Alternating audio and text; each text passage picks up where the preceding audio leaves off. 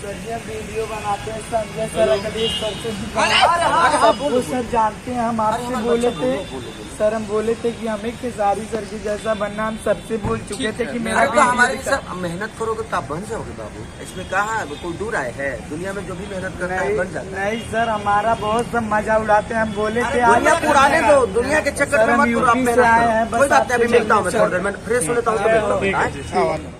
Khesari Lal Lucknow stadium पहुंच रहे हैं। यहाँ पर एक बंदा उनको तंग कर रहा है, कह रहा है कुछ बनना है आपके जैसा तो भाई कर्म करोगे तब। देखिए लखनऊ स्टेडियम में आज भगवान खेलने वाला है, देख सकते हैं दोस्तों कि आज उनको गाना भी बजेगा और वहाँ पर खेसारी लाल धूम मचाने यहाँ पर आएंगे।